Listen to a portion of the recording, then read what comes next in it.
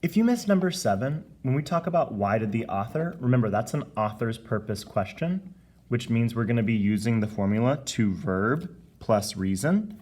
And specifically when we're looking at small sections, usually it's to emphasize something.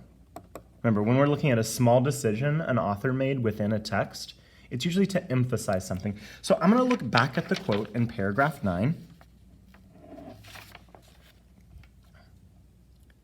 Farm workers, working families of Latino and Mexican indigenous origin, many of them single mother households, face challenges such as language and lack of access to health care.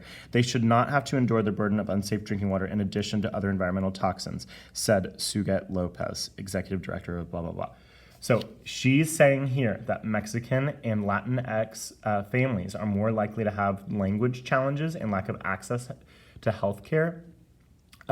And that they therefore should not also have to deal with having unsafe drinking water.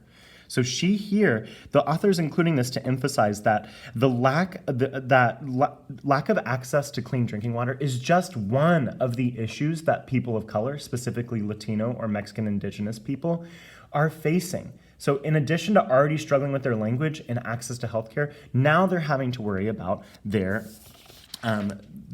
quality of their drinking water. So when I'm putting this, I'm going to say the author included this quote